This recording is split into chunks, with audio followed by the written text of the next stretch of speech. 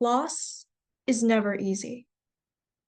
Not for the person losing someone, and not for the person having to break the news that that someone is now gone, completely eradicated from the face of the earth, with nothing anyone can do about it. In The Thing About Jellyfish by Ali Benjamin, our protagonist, Susie, discusses how her friendship took a regrettable turn as she recounts the unfortunate choice of words she blurted out of anger. We enter the book as our main character is faced with the news of her best friend's death, how she will never be able to take back the past, and how her friendship with her now dead friend shouldn't have ended that way, and how it shouldn't have ended at all. The Thing About Jellyfish by Ali Benjamin. You were dead for 2 whole days before I even knew. It was afternoon, late August, the end of the long, lonely summer after 6th grade. My mom had called me in from outside, and I knew something was really, really wrong just by looking at her. I got scared then, thinking that maybe something had happened to my dad. But since the divorce, would it even matter to my mom if he got hurt? Then I thought maybe something was wrong with my brother. Zoo, Mom started. I heard the refrigerator hum, a poink, poink from the shower dripping, the ticking that comes from the old clock on the mantel whose time is always wrong unless I remember to wind it. Long streaks of sun crossed through the window like spirits through walls. They lay down on the carpet and were still. Mom spoke evenly, her words coming out at normal speed, yet everything seemed slowed down, as if time itself had grown heavy. Or maybe like time had stopped existing altogether. Franny Jackson drowned. 3 words. They probably only took a couple seconds to come out, but they seemed to last half an hour. My first thought was, that's weird. Why is she using Franny's last name? I couldn't remember my mom ever using your last name. You were always just Franny to her. And then I realized the thing she said after she said your name. Drowned. She said you had drowned.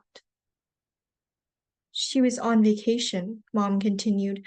I noticed how perfectly she was sitting, how rigid her shoulders were. A beach vacation. Then she added, as if it would somehow help the things she'd said make any sense at all. In Maryland. But of course, her words didn't make sense. There were a million reasons they didn't.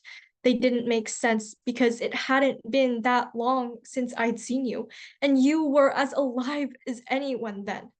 Her words didn't make sense because you were always such a good swimmer, better than I was from the instant we met.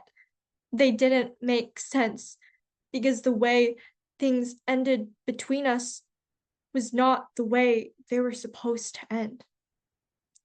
They were not the way anything should ever end. And yet, here is my mom.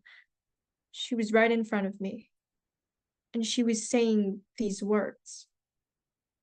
And if her words were true, if she was right about this thing she was telling me, it meant that the last glimpse I'd had of you, walking down the hallway on the last day of 6th grade, carrying those bags of wet clothes and crying, would be the final one I'd ever had.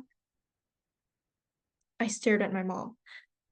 No, she didn't, I said. You hadn't. You couldn't have. I was sure of that. Mom opened her mouth to say something, then closed it again. She didn't, I insisted, louder this time. It was Tuesday, Mom said. Her voice was quieter than before, as if my getting louder had sucked the strength from her own breath. It happened on Tuesday. I only just found out. It was Thursday now. 2 whole days had gone by. Whenever I think about those 2 days, about the space between you ending and me knowing, I think about the stars. Did you know that the light from our nearest star takes 4 years to reach us? Which means when we see it, when we see any star, we are really seeing what it looked like in the past. All those twinkling lights, every star in the sky, could have burned out years ago. The entire night sky could be empty this very minute, and we wouldn't even know it. She could swim, I said. She was a good swimmer, remember? When Mom said nothing, I tried again. Remember, Mom? Mom just closed her eyes and placed her forehead in the palms of her hands. It's impossible, I insisted. Why couldn't she see how impossible this was?